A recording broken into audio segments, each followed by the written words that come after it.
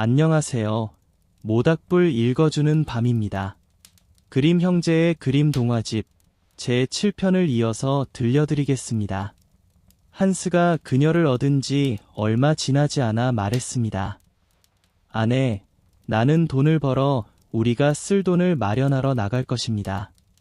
밭에 가서 옥수수를 베어 빵을 만들 수 있도록 하세요.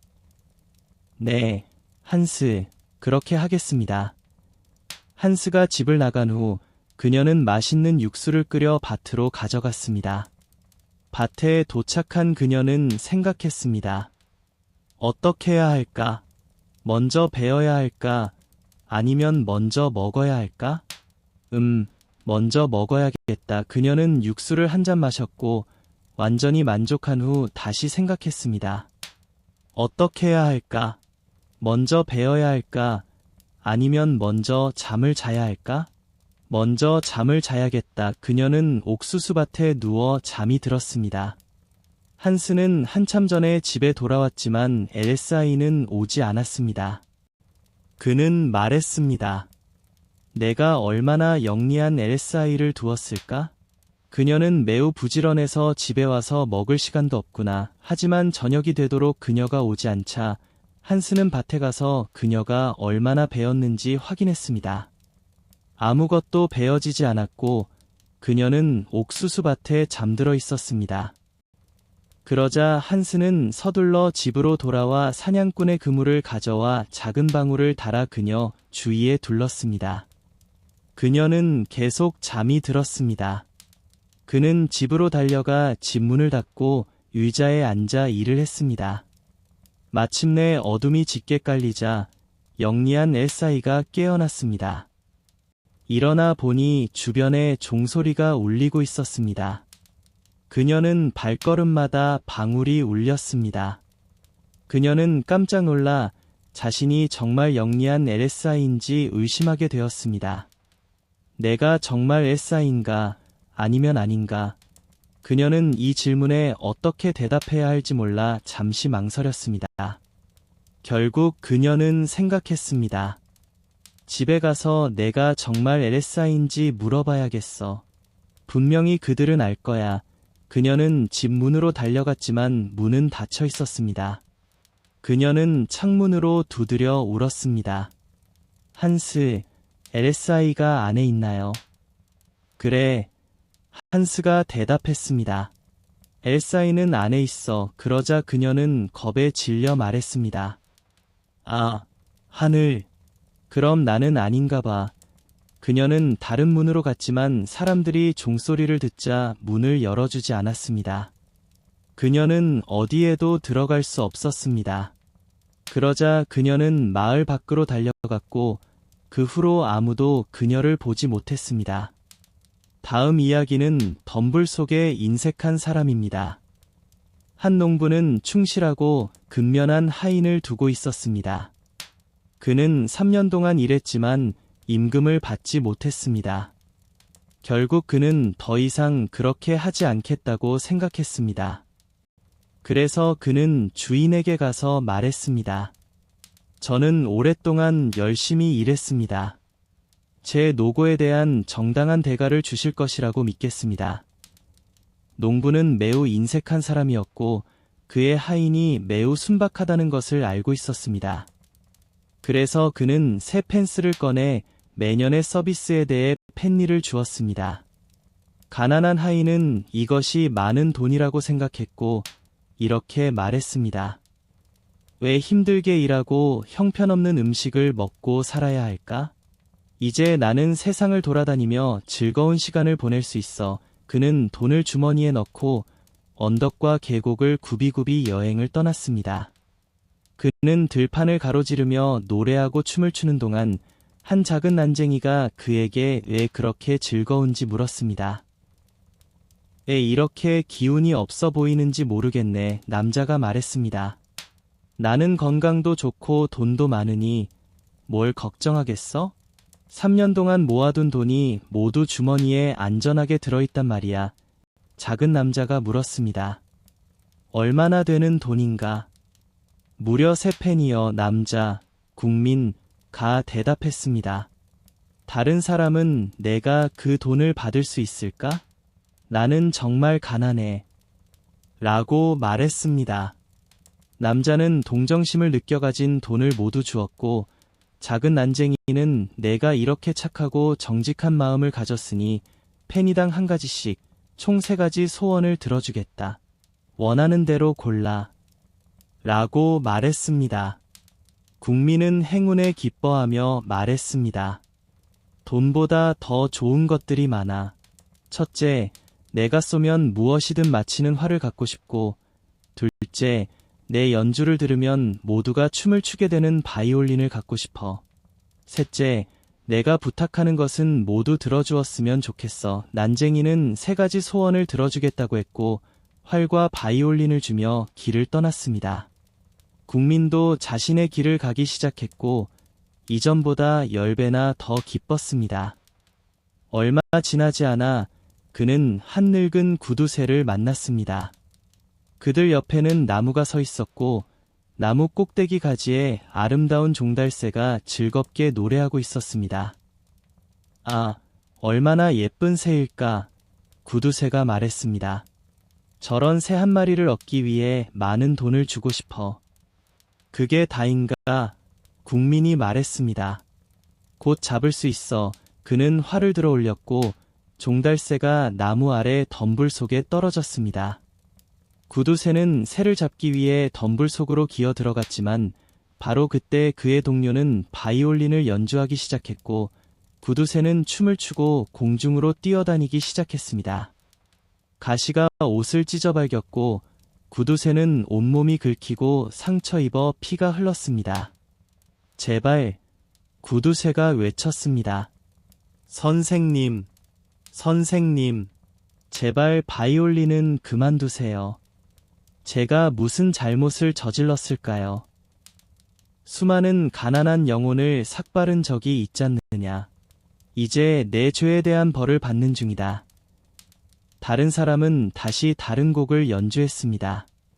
구두쇠는 간청하고 약속하며 자유를 위해 돈을 제안했지만 연주자의 값을 치르기까지 시간이 걸렸습니다. 그는 점점 더 빠르게 춤을 추었고 구두쇠는 점점 더 높은 가격을 불렀습니다. 결국 그는 자신의 주머니에 있던 꽃돈 100냥을 제안했고 그것은 가난한 사람을 속여 얻은 돈이었습니다. 국민은 그 돈을 보고 당신의 제안에 동의하겠네 라고 말했습니다. 그는 주머니를 받아 바이올린을 치우고 매우 만족한 마음으로 여행을 계속했습니다. 한편 구두쇠는 옷이 반쯤 벗겨진 채 애처로운 모습으로 덤불 밖으로 기어나와 자신의 동료에게 복수하고 어떤 계략을 써서 그를 속일지 생각했습니다. 결국 그는 판사에게 찾아가 악당에게 돈을 빼앗기고 폭행당했으며 범인은 활을 등에 짊어지고 바이올린을 목에 걸고 다닌다고 불평했습니다. 판사는 자신의 관리관들을 보내 혐의자를 어디든 찾아 체포하게 했습니다. 곧 그는 붙잡혀 재판을 받기 위해 호송되었습니다. 구두쇠는 자신의 이야기를 시작하며 돈을 빼앗겼다고 주장했습니다. 아니요, 당신은 저에게 곡을 연주해 달라고 부탁해서 돈을 준 겁니다. 농부의 말에 판사는 그럴 가능성은 낮다고 판단하고 재빨리 그를 교수형 집행장소로 보내기로 결정했습니다. 그는 교수형 집행장소로 끌려갔지만 계단에 올라선 그는 폐하, 마지막 부탁 하나만 들어주십시오 라고 말했습니다. 다른 사람은 당신의 목숨은 안 됩니다. 라고 답했습니다. 그는 목숨을 구걸하는 것이 아닙니다. 단지 마지막으로 바이올린을 연주하게 해달라는 부탁입니다. 라고 말했습니다. 구두쇠는 안 돼요. 제발 듣지 마세요. 제발 듣지 마세요. 라고 외쳤습니다. 하지만 판사는 이번 한 번만 허락하겠습니다. 곧 끝날 겁니다. 라고 말했습니다. 사실 난쟁이의 3번째 선물 때문에 그 부탁을 거절할 수 없었습니다. 구두쇠는 제발 묶어주세요. 묶어주세요. 라고 애원했습니다. 하지만 농부는 바이올린을 잡고 연주를 시작했고 첫 번째 음표가 울리자 판사, 서기관, 감옥관리 모두 움직이기 시작했습니다. 모두가 춤을 추기 시작했고 구두쇠는 제어할 수 없었습니다. 두 번째 음표가 울리자 교수 집행인은 죄수를 풀어주고 함께 춤을 추었습니다. 첫 마디의 곡조가 끝나기도 전에 판사, 법원, 구두쇠, 그리고 구경하러 온 모든 사람들이 함께 춤을 추고 있었습니다. 처음에는 즐겁고 유쾌했지만 춤과 음악이 끊임없이 이어지자 사람들은 연주를 멈추도록 외치고 간청하기 시작했습니다. 하지만 그는 그들의 간청에도 불구하고 멈추지 않았습니다. 결국 판사는 그의 목숨을 살려줄 뿐만 아니라 100플로린을 돌려주겠다고 약속했습니다. 그는 구두쇠를 불러 이제 어디서 그 금을 훔쳤는지 말해라. 그렇지 않으면 내 재미로 연주만 계속할 것이다. 라고 말했습니다. 구두쇠는 모든 사람 앞에서 훔쳤습니다. 라고 말했습니다. 훔쳤음을 인정하며 당신은 정당하게 벌었음을 인정합니다. 라고 말했습니다. 그러자 농부는 바이올린 연주를 멈추고 구두쇠를 교수형 집행장소로 돌려보냈습니다. 새로운 이야기 시작. 한 부유한 남자의 아내가 병으로 세상을 떠났습니다. 그녀는 임종을 앞두고 외아들 딸을 불러 항상 착한 아이로 자라렴. 나는 하늘에서 너를 지켜볼 것이다. 라고 말했습니다. 얼마 후 그녀는 눈을 감고 세상을 떠나 정원에 묻혔습니다. 작은 소녀는 매일 무덤에 가서 울었고 항상 주변 사람들에게 친절하고 착했습니다. 눈이 내리고 무덤을 아름다운 하얀 덮개로 덮었지만 봄이 와서 눈이 녹을 무렵 그녀의 아버지는 다른 여인을 맞이했습니다. 그 새 계모는 두 딸을 데려왔는데 겉모습은 아름다웠지만 마음은 추악했습니다. 그래서 가난한 소녀에게는 정말 딱한 시절이 되었습니다. 쓸모없는 게 뭘 원해서 응접실에 들어온 거지? 그들은 쏘아붙였습니다. 빵을 먹을 사람은 먼저 벌어야 해. 부엌하녀는 당장 내쫓아. 그들은 그녀의 예쁜 옷을 빼앗아 낡은 회색 옷을 입히고 비웃더니 부엌으로 밀어냈습니다. 그곳에서 그녀는 힘든 일을 해야 했습니다. 새벽보다 일찍 일어나 물을 길어다 나르고 불을 지피고 요리하고 빨래를 해야 했습니다. 게다가 자매들은 온갖 방법으로 그녀를 괴롭히고 비웃었습니다. 저녁에 지쳐서 누울 곳도 없이 벽난로 제 속에 눕게 했고 당연히 항상 먼지와 때가 묻어 엉망이 되었습니다. 그래서 사람들은 그녀를 제투성이 소녀라고 불렀습니다. 어느 날 아버지는 시장에 가시면서 딸들에게 무엇을 가져다 줄까 물었습니다. 예쁜 옷을 가져다 주세요. 첫째 딸이 말했습니다. 진주와 다이아몬드를 가져다 주세요. 둘째 딸이 외쳤습니다.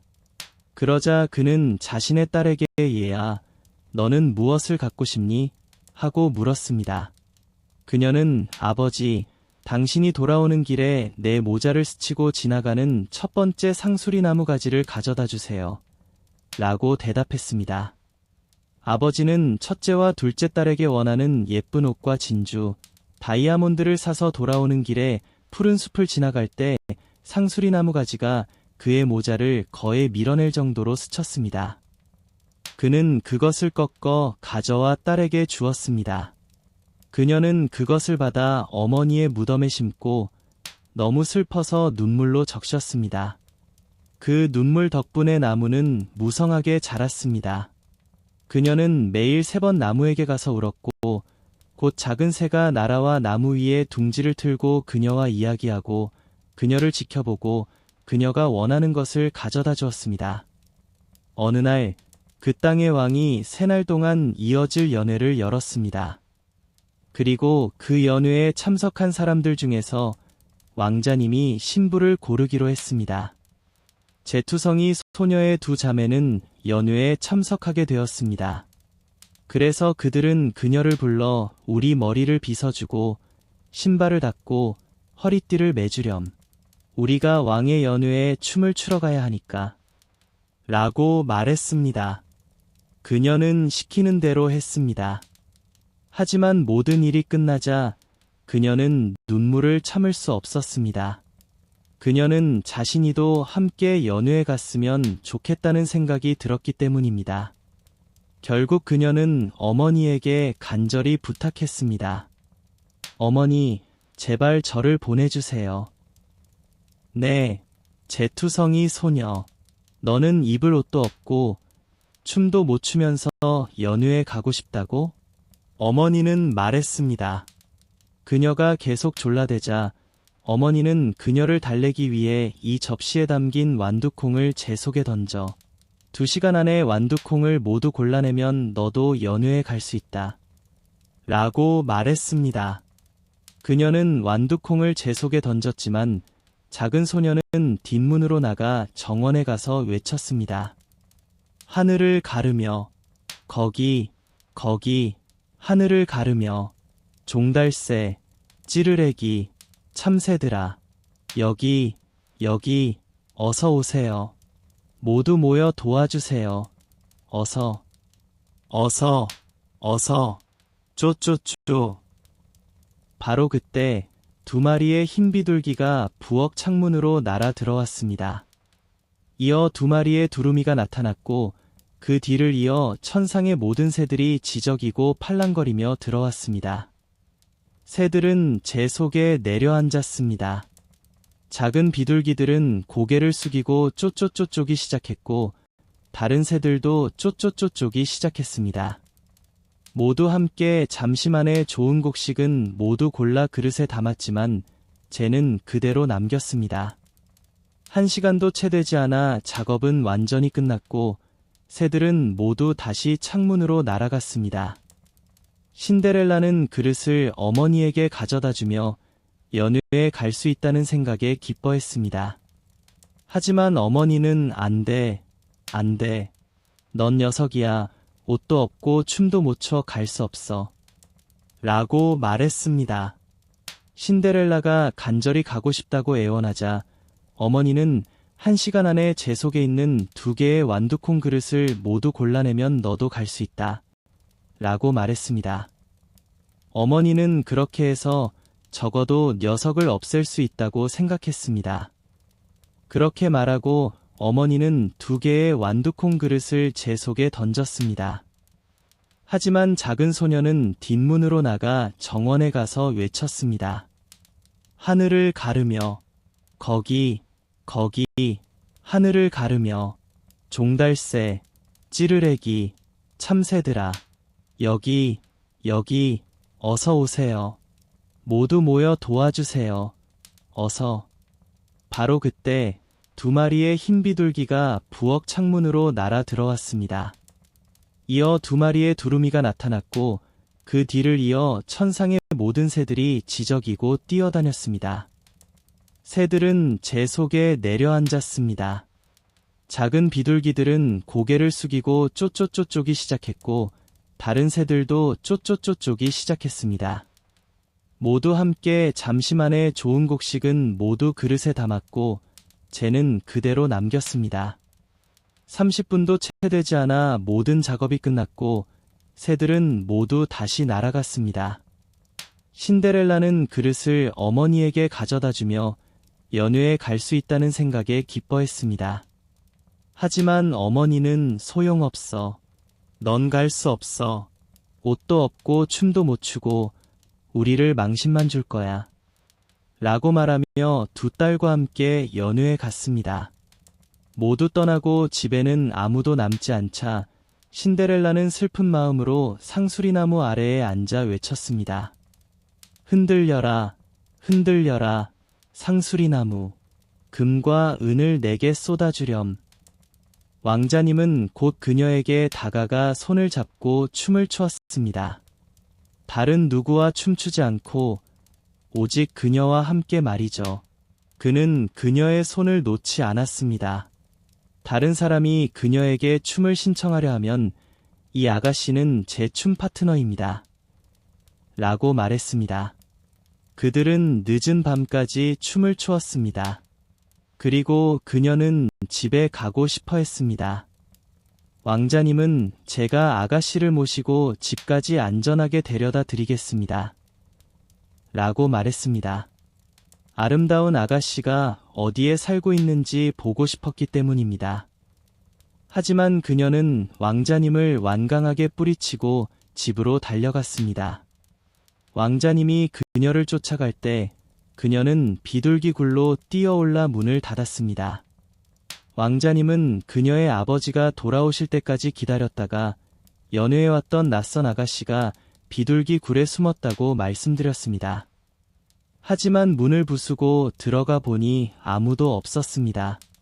그리고 집으로 돌아오자 신데렐라는 늘 하던 대로 제투성이 옷을 입고 벽난로 옆에 누워 있었고 작은 램프는 굴뚝 안에서 희미하게 타오르고 있었습니다. 그녀는 제투성이 옷을 입고 벽난로 옆에 누워 있는 대신 비둘기 굴을 통해 빠르게 그리고 상수리 나무 쪽으로 달려갔습니다. 그곳에서 아름다운 옷을 벗어 나무 아래에 두고 새가 가져가도록 했습니다. 그리고 작은 회색 옷을 입고 다시 제투성이 벽난로 옆에 누웠습니다. 다음 날 또다시 연회가 열리고 아버지, 어머니, 그리고 언니들이 모두 떠난 후 신데렐라는 상수리나무 아래로 가서 말했습니다. 흔들려라, 흔들려라, 상수리나무. 금과 은을 내게 쏟아주렴. 그러자 새가 나타나 어제보다 훨씬 더 아름다운 드레스를 가져왔습니다. 그녀가 그 옷을 입고 연회에 나타나자 모두가 그녀의 아름다움에 감탄했습니다. 하지만 왕자님은 그녀를 기다리고 있었고 그녀의 손을 잡고 춤을 추었습니다. 다른 사람이 그녀에게 춤을 신청하면 이전과 똑같이 이 아가씨는 제 춤 파트너입니다. 라고 말했습니다. 밤이 되자 그녀는 집에 가고 싶어 했습니다. 왕자님은 그녀가 어디로 갔는지 보기 위해 이전처럼 그녀를 따라갔습니다. 하지만 그녀는 아버지 집 뒤편의 정원으로 뛰어갔습니다. 그 정원에는 탐스러운 열매로 가득한 커다란 배나무가 있었습니다. 숨을 곳을 찾지 못한 신데렐라는 아무도 보지 못하게 배나무 위로 뛰어올랐습니다. 왕자님은 그녀를 잃어버렸고 그녀가 어디로 갔는지 알아낼 수 없었지만 그녀의 아버지가 돌아오실 때까지 기다렸다가 말씀드렸습니다. 저와 춤을 추었던 낯선 아가씨가 사라졌고 그녀는 배나무 위로 뛰어 올라갔을 거라고 생각합니다. 아버지는 생각했습니다. 혹시 신데렐라일까? 그래서 도끼를 가져오라고 했습니다. 그리고 그들은 나무를 베었지만 나무 위에서는 아무도 찾을 수 없었습니다. 그리고 부엌으로 돌아오자 신데렐라는 제투성이로 누워 있었습니다. 그녀는 나무의 다른 쪽으로 미끄러져 내려와 상수리나무 아래에 있는 새에게 아름다운 옷을 가져다 주고 작은 회색 옷을 입었기 때문입니다. 셋째 날 아버지와 어머니 그리고 언니들이 모두 외출하자 그녀는 다시 정원으로 나갔습니다. 그리고 말했습니다. 흔들려라, 흔들려라, 상수리나무. 금과 은이 내게 쏟아지게 해주렴. 그러자 그녀의 친절한 친구인 새가 이전보다 훨씬 더 아름다운 드레스를 가져왔고 온통 금으로 된 신발도 함께 가져왔습니다. 그녀가 연회에 도착하자 모두 그녀의 아름다움에 놀라 말을 잇지 못했습니다. 왕자님은 다른 누구와도 춤을 추지 않았고 다른 누군가가 그녀에게 춤을 신청하면 이렇게 말했습니다. 이 아가씨는 제 춤 파트너입니다. 밤이 되자 그녀는 집에 가고 싶어 했습니다. 왕자님은 그녀와 함께 가겠다고 말하며 스스로에게 다짐했습니다. 이번에는 놓치지 않겠어. 하지만 결국 그녀는 또다시 왕자님에게서 미끄러져 나왔습니다. 너무 서둘러서 왼쪽 금빛 신발을 계단에 떨어뜨렸습니다. 왕자는 신발을 줍고 다음 날 아버지인 왕에게 찾아가 말했습니다. 제가 이 황금 신발에 맞는 아가씨를 신부로 맞이하겠습니다. 그러자 두 언니 모두 듣자마자 기뻐했습니다. 왜냐하면 그들은 발이 예뻤고 황금 신발을 신을 수 있을 거라는 확신이 있었기 때문입니다. 먼저 언니가 신발이 있는 방으로 들어갔고 신어보려 했지만 어머니가 옆에서 지켜봤습니다. 하지만 엄지발가락이 들어가지 않았고 신발은 그녀에게 너무 작았습니다. 그러자 어머니가 칼을 건네며 말했습니다. 괜찮아, 잘라내렴. 왕비가 되면 발은 신경 쓰지 않아. 걸어 다닐 필요도 없을 거야. 어리석은 언니는 엄지발가락을 잘라내고 신발을 억지로 신은 후 왕자님에게 갔습니다. 왕자는 그녀를 신부로 맞이하고 말에 태워 함께 집으로 돌아갔습니다. 하지만 돌아가는 길에 아슈푸텔이 심은 상수리 나무를 지나야 했습니다. 그리고 그 나무가지에 작은 비둘기가 앉아 노래했습니다. 돌아와라, 돌아와라, 신발을 보라. 신발은 너무 작고 너에게 맞지 않는다. 왕자님, 왕자님, 내 신부를 다시 찾아라. 진정한 신부는 내 곁에 앉은 사람이 아니다. 그러자 왕자는 내려와 그녀의 발을 살펴보았습니다. 그리고 그녀의 발에서 흘러나오는 피를 보고 어떤 속임수를 당했는지 알게 되었습니다. 그래서 그는 말을 돌려 거지 신부를 그녀의 집으로 돌려보내고 말했습니다. 이 사람은 진정한 신부가 아닙니다. 다른 언니에게 신발을 신어보라고 하세요. 그러자 다른 언니가 방으로 들어와 신발을 신으려고 했지만 뒤꿈치가 너무 커서 발꿈치까지 억지로 밀어 넣었습니다. 어머니는 피가 솟아나도록 발꿈치를 억지로 밀어 넣고 왕자님에게 데려갔습니다. 왕자는 그녀를 신부로 태워 함께 집으로 돌아갔습니다. 하지만 그들이 상수리나무에 도착했을 때 작은 비둘기가 여전히 앉아 노래했습니다. 돌아와라, 돌아와라, 신발을 보라. 신발은 너무 작고 너에게 맞지 않는다. 왕자님, 왕자님, 내 신부를 다시 찾아라. 진정한 신부는 내 곁에 앉은 사람이 아니다. 그러자 그는 아래를 내려다보았고 신발에서 흘러나오는 피가 그녀의 흰 양말을 붉게 물들인 것을 보았습니다. 그래서 그는 말을 돌려 그녀 또한 다시 돌려보냈습니다. 이것은 진정한 신부가 아닙니다. 그는 아버지께 말했습니다. 다른 딸은 없으십니까? 아버지는 없습니다. 여기에는 제 첫 번째 부인의 아이인 더러운 잿빛 신데렐라밖에 없습니다. 그녀가 신부가 될 수 없다고 확신합니다. 왕자는 그녀를 보내라고 명령했습니다. 하지만 어머니는 안 됩니다. 안 됩니다. 그녀는 너무 더럽습니다. 그녀가 모습을 드러낼 용기가 없을 겁니다. 라고 말했습니다. 그러나 왕자는 그녀를 오게 하겠다고 했습니다. 그녀는 먼저 얼굴과 손을 씻고 안으로 들어가 그에게 허리를 숙여 인사했고 왕자는 그녀에게 황금 신발을 건넸습니다. 그러자 그녀는 왼발에 신은 둔한 신발을 벗고 황금 신발을 신었는데 마치 그녀를 위해 만들어진 것처럼 완벽하게 들어맞았습니다. 그리고 그가 가까이 다가가 얼굴을 살펴보니 그녀를 알아보고 말했습니다. 이것이 진정한 신부입니다. 하지만 어머니와 두 자매는 그가 잿빛 신데렐라를 말에 태워 함께 떠나가는 모습을 보자 분노로 창백해졌습니다. 그리고 그들이 밤나무에 도착했을 때 흰 비둘기가 노래했습니다. 집으로, 집으로, 신발을 보라. 공주님, 신발은 당신을 위해 만들어졌습니다. 왕자님, 왕자님, 당신의 신부를 데려가세요. 그녀는 당신 곁에 앉은 진정한 신부입니다. 흰 비둘기가 노래를 마치고 날아와 그녀의 오른쪽 어깨에 앉아 함께 집으로 돌아갔습니다. 흰 뱀. 오랜 옛날 지혜로 명성을 떨치는 왕이 있었습니다. 그에게는 아무것도 숨겨질 수 없었고 가장 은밀한 소식도 공중을 통해 전해지는 듯했습니다. 하지만 그는 이상한 관습을 가지고 있었습니다. 매일 저녁 식사 후 식탁을 치울 때, 다른 사람이 없을 때 충실한 하인이 그에게 덮개로 가려진 음식을 한 접시 더 가져다 주어야 했습니다. 하인은 물론 누구도 덮개를 열어 음식을 먹기 전에 홀로 남을 때까지 기다렸습니다. 이러한 일이 오래 지속되던 어느 날, 음식을 가져다 주는 하인이 너무나 궁금해서 참지 못하고 방으로 가져가 버렸습니다. 그는 문을 잠그고 덮개를 여러 접시 위에 놓인 흰 뱀을 발견했습니다.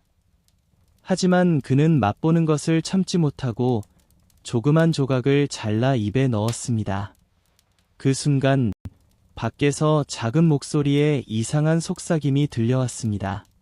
그는 창가로 가서 귀를 기울이자 참새들이 함께 지저귀며 들판과 숲에서 본 모든 것을 서로에게 이야기하는 것을 알게 되었습니다.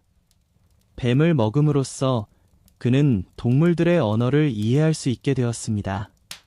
그런데 바로 그날 여왕이 가장 아름다운 반지를 잃어버렸고 모든 곳을 다닐 수 있었던 충실한 하인에게 도둑질이 의심이 걸렸습니다. 왕은 그 남자를 불러내고 내일 전에 도둑을 찾아내지 못하면 그 자신도 유죄로 간주되어 처형될 것이라고 위협했습니다. 그는 결백을 주장했지만 소용없었고 더 이상의 답변 없이 쫓겨났습니다.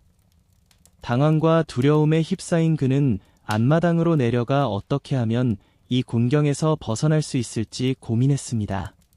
바로 그때 몇 마리 오리가 개울가에 조용히 모여 앉아 휴식을 취하고 있었습니다.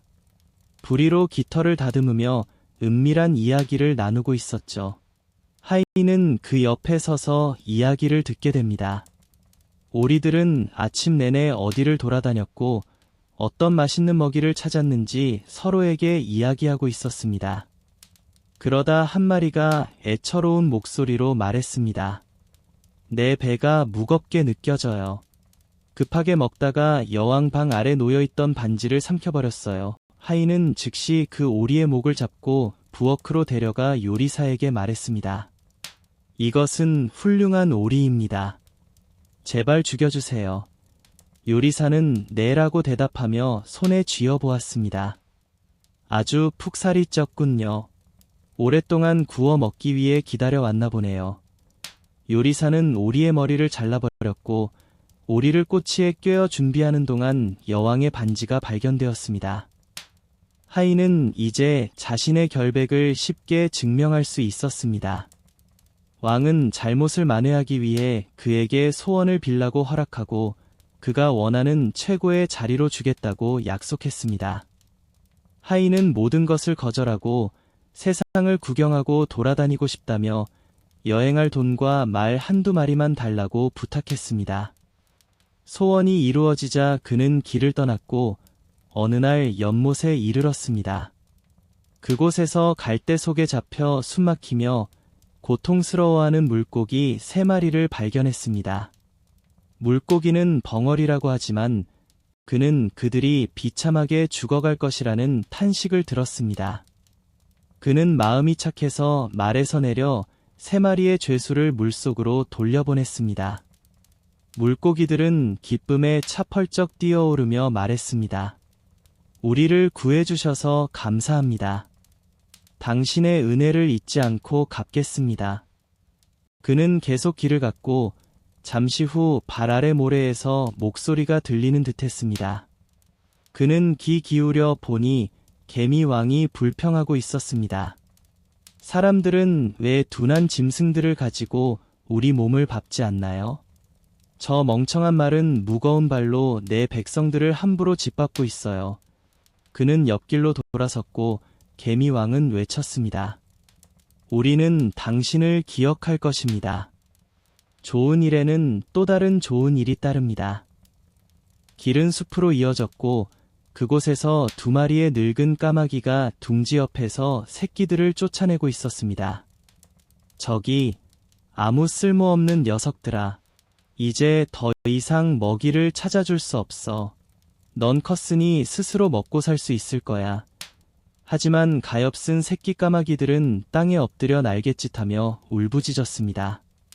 우리는 얼마나 무력한 새끼들일까요?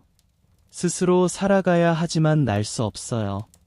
어떻게 해야 할까요? 굶어 죽어야만 할까요? 착한 젊은이는 칼로 말을 찔러 죽여 그들에게 먹이로 주었습니다. 자, 이제 만족했니? 까마귀들은 만족스러운 듯 깡총깡총 뛰며 외쳤습니다. 당신을 잊지 않을 거예요. 은혜는 은혜로 갚을 수밖에 없답니다. 그때부터는 자신의 다리로 걸어야 했습니다. 한참을 걷다 보니 큰 도시가 나타났습니다. 거리는 소음과 사람들로 북적였고 한 남자가 말을 타고 나타나 큰 소리로 외쳤습니다. 왕녀가 신랑을 구합니다. 하지만 그녀의 손을 얻고자 하는 자는 어려운 시험을 통과해야 하며 실패하면 목숨을 잃게 됩니다. 이미 많은 이들이 도전했지만 모두 실패했습니다. 하지만 젊은이는 왕녀의 아름다움의 넋을 잃고 이엄을 무릅쓰고 왕 앞에 나아가 구원을 신청했습니다. 그래서 그는 바다로 끌려갔고 그의 눈앞에서 금 고리가 바다 속으로 던져졌습니다. 그러자 왕은 덧붙여 말했습니다. 금 고리를 가져오지 못하면 파도에 휩쓸려 죽을 때까지 계속 바다에 던져질 것입니다. 사람들은 잘생긴 젊은이를 안타까워하며 그를 혼자 바닷가에 남겨두고 떠났습니다. 그는 해안가에 서서 어떻게 해야 할지 고민했습니다. 그때 갑자기 3마리의 물고기가 헤엄쳐 왔습니다. 바로 그가 구해준 물고기들이었습니다. 가운데 물고기는 입에 조개 껍데기를 물고 와서 젊은이의 발 앞에 놓았습니다. 그가 조개 껍데기를 열어보니 그 안에 금 고리가 있었습니다. 기쁜 마음으로 그는 금 고리를 왕에게 가져갔고 약속된 보상을 받을 수 있을 거라고 기대했습니다. 하지만 교만한 공주가 그가 자신과 신분이 맞지 않는다는 것을 알고 그를 멸시하며 또 다른 시험을 요구했습니다. 그녀는 정원에 내려와 직접 10개의 건사불은 일종의 곡물, 씨앗을 잔디밭에 뿌렸습니다. 그리고 말했습니다. 내일 아침 해가 뜨기 전에 이 씨앗을 모두 주워야 하며 단 하나의 씨앗이라도 빠져서는 안 됩니다. 젊은이는 정원에 앉아 어떻게 이 시험을 통과할 수 있을지 고민했지만 아무런 생각이 나지 않았습니다. 그는 죽음을 맞이할 시간, 즉 새벽이 밝을 때까지 슬픔에 잠겨 기다렸습니다. 하지만 첫 번째 햇살이 정원에 비치자 그는 10개의 건사불이 곁에 나란히 놓여 있는 것을 보았습니다. 씨앗 하나도 빠짐없이 모두 채워져 있었습니다. 개미 왕이 밤에 수만 마리의 개미를 이끌고 와서 감사의 마음으로 씨앗을 모두 주워 챙겨 건사불에 가득 채운 것입니다. 잠시 후 왕녀 자신이 정원에 내려와 젊은이가 자신이 내준 시험을 통과했다는 사실에 놀랐습니다. 하지만 그녀는 교만한 마음을 꺾지 못하고 말했습니다.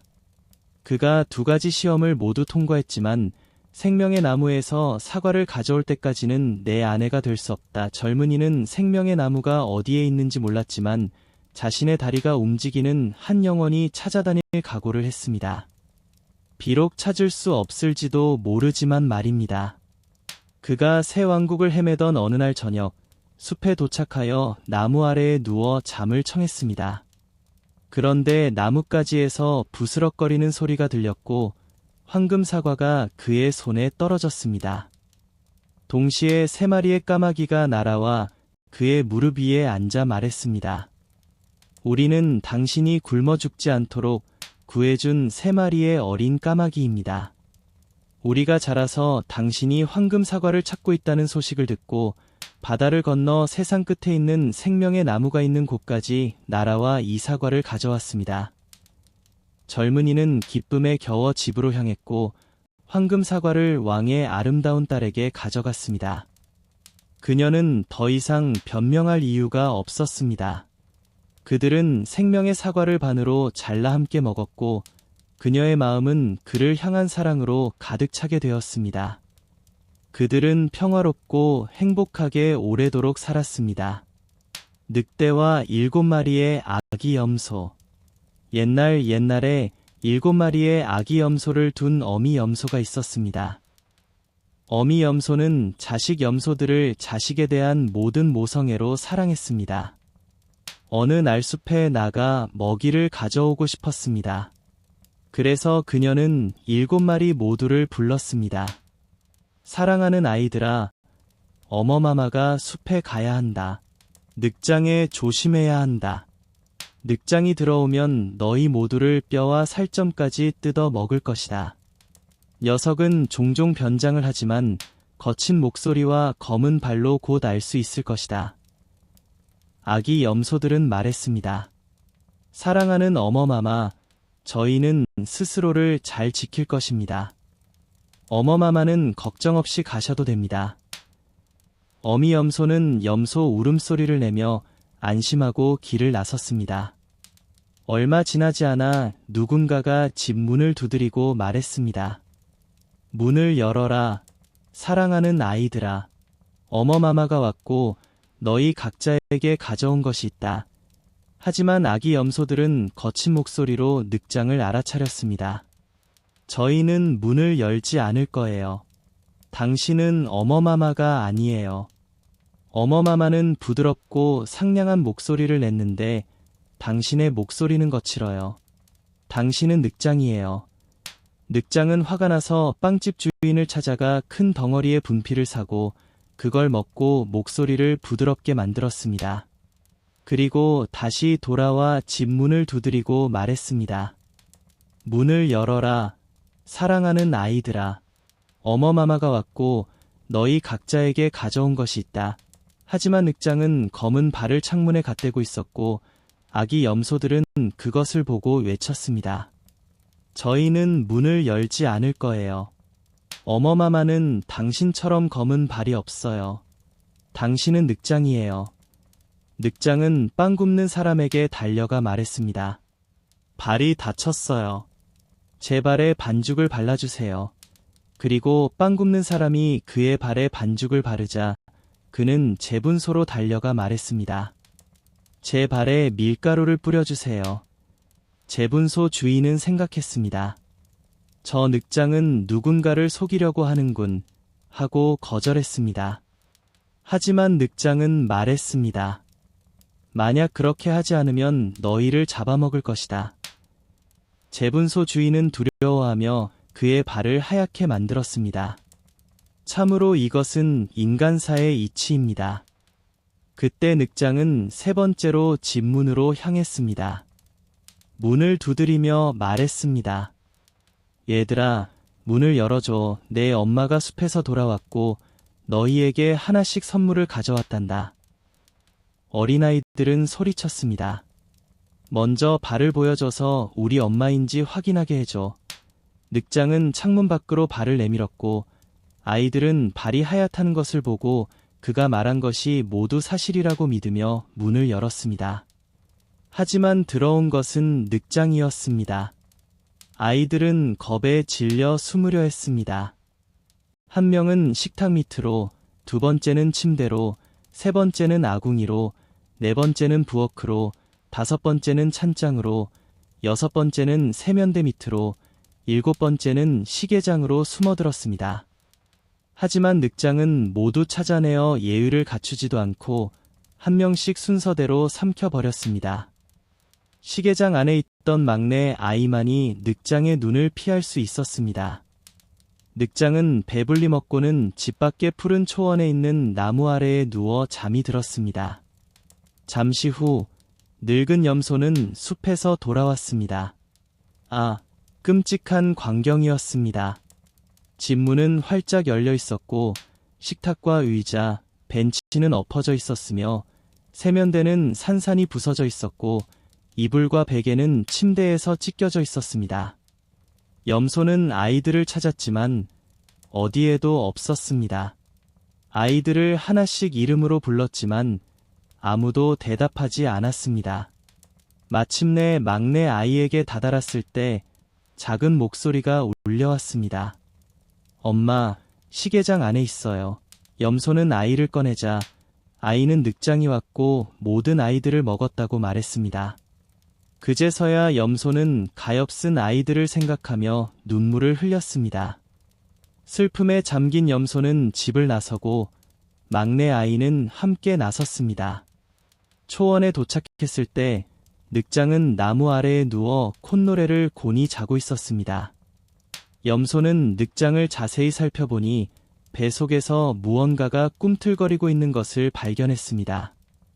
하느님, 제가 저녁으로 삼켜버린 가엾은 아이들이 아직 살아있을 수 있나요?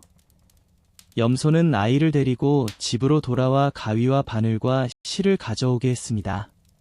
그리고 염소는 늑장의 배를 열었습니다. 칼이 닿자마자 한 어린아이가 머리를 내밀었고 염소가 더 깊숙이 베자 나머지 6아이가 한꺼번에 튀어나왔습니다. 모두 살아있었고 전혀 다치지 않았습니다. 늑장은 탐욕 때문에 아이들을 통째로 삼켜버렸던 것입니다. 얼마나 기쁜 일이었는지 아이들은 엄마를 끌어안고 결혼식 날 제단사가 뛰듯 신나게 뛰어다녔습니다.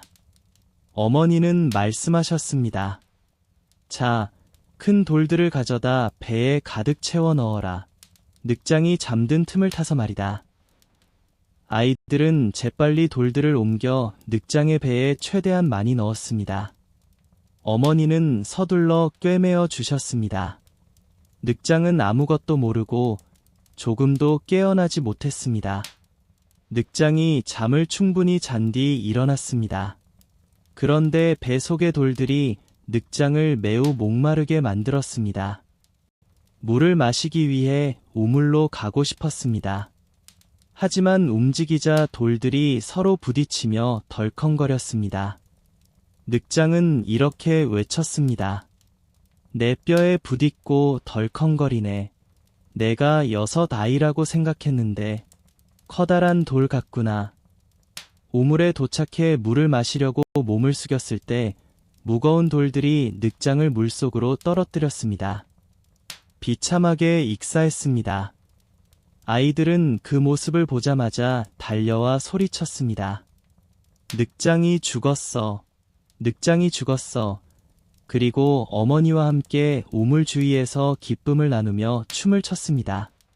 별표 별표 여왕벌 별표 별표. 옛날 옛적에 두 왕자님은 세상 밖으로 나가 뜻을 펼치기 위해 나섰습니다. 하지만 낭비하고 어리석게 살아 결국 고향으로 돌아가지 못했습니다. 그러자 그들의 동생인 작고 보잘것없는 난쟁이가 형들을 찾아 나섰습니다. 하지만 형제들을 만났을 때 난쟁이가 어리고 순진해서 세상을 돌아다니려 한다는 사실에 비웃었습니다. 형들은 훨씬 더 현명하다고 생각했으면서도 뜻을 펼치지 못했기 때문입니다. 하지만 모두 함께 여행을 시작했고 마침내 개미굴에 도착했습니다. 형들은 개미들이 깜짝 놀라 달아나도록 개미굴을 무너뜨리려 했습니다. 하지만 난쟁이는 말했습니다. 가엾은 생물들이 즐기게 해줘라. 너희가 괴롭히지는 못하게 할게. 계속 걷다 보니 많은 오리들이 헤엄치는 호수에 도착했습니다. 형들은 2마리를 잡아서 구워 먹고 싶어 했습니다. 하지만 난쟁이는 말했습니다. 가엾은 생물들이 즐기게 해줘라. 너희를 죽이게 하지는 못하게 할게. 다음으로 벌집이 있는 나무 구멍에 도착했습니다. 꿀이 나무 줄기를 타고 흘러내릴 정도로 많았습니다. 형들은 나무 아래에 불을 지펴 벌들을 죽여 꿀을 얻고 싶어 했습니다.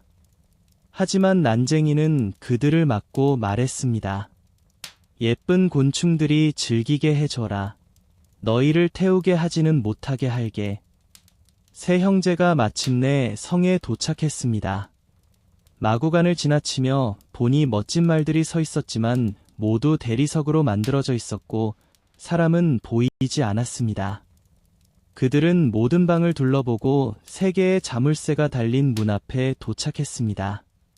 문 한가운데로 작은 문이 있어 안쪽 방을 들여다볼 수 있었습니다. 그곳에는 늙은 회색 노인이 테이블에 앉아있는 모습이 보였습니다. 그들은 한두 번 불러보았지만 노인은 듣지 못했습니다. 하지만 세 번째 불러주었더니 노인이 일어나 그들에게 나왔습니다. 그는 아무 말 없이 그들을 부드럽게 잡고 아름다운 테이블로 데려갔습니다.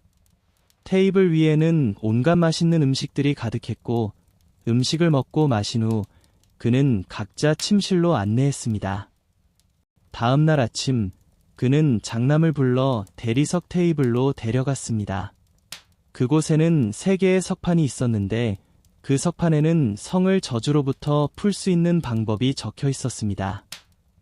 첫 번째 석판에는 이렇게 적혀 있었습니다.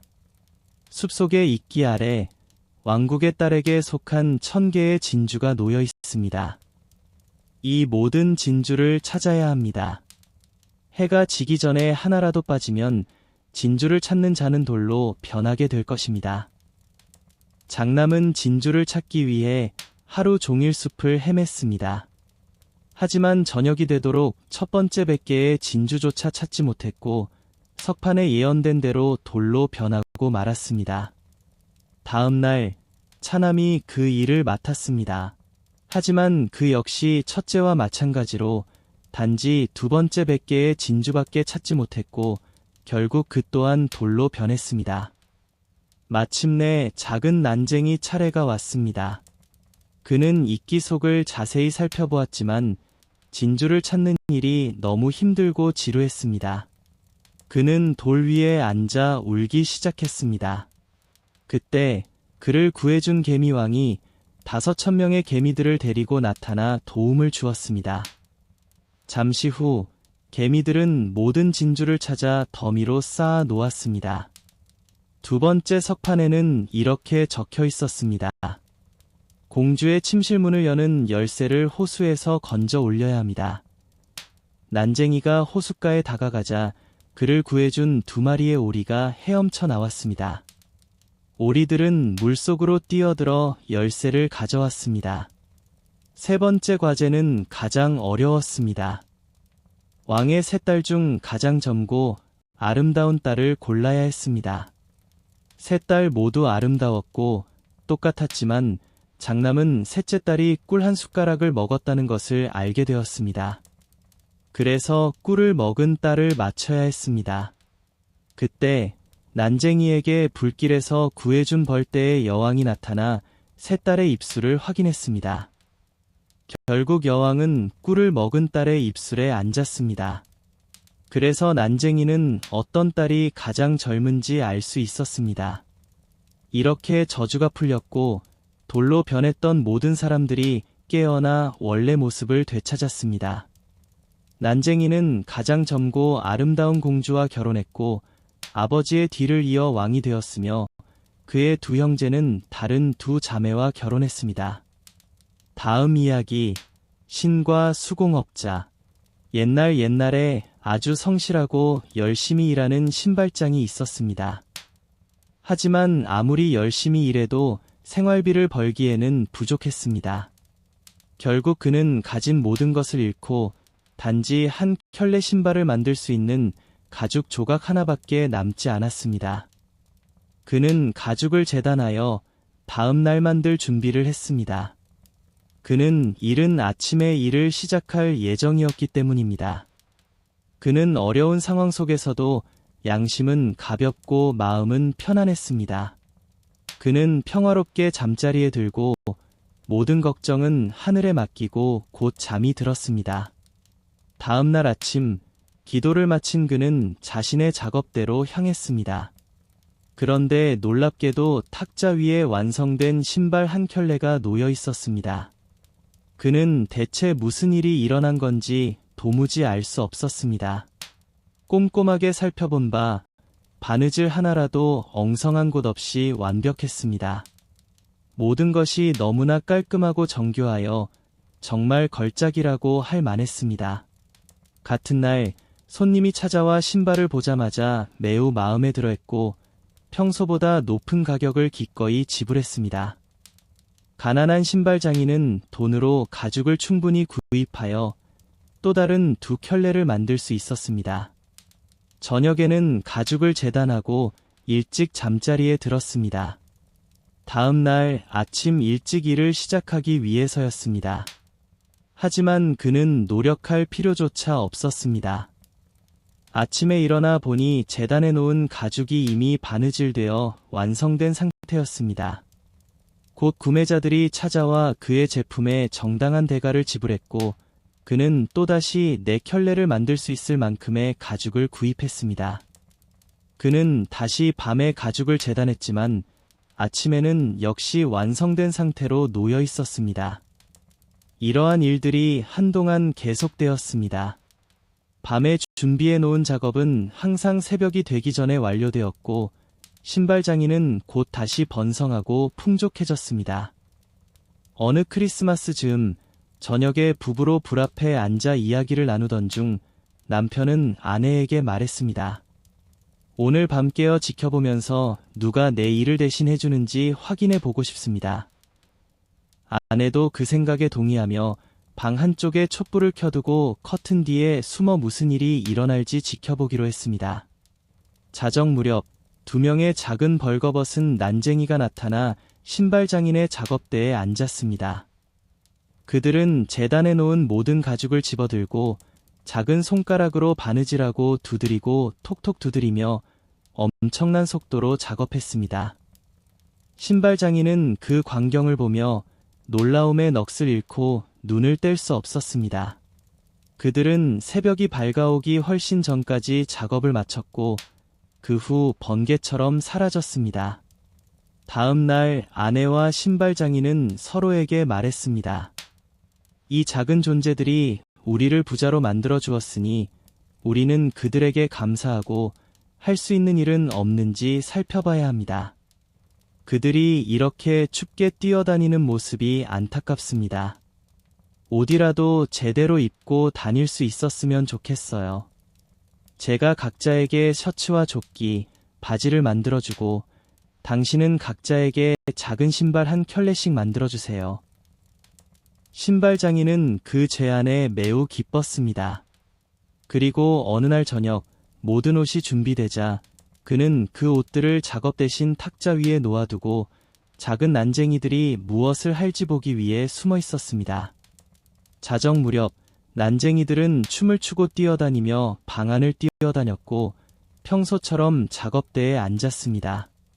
하지만 그들이 자신들을 위해 놓인 옷들을 보았을 때 웃고 낄낄거리며 매우 기뻐했습니다.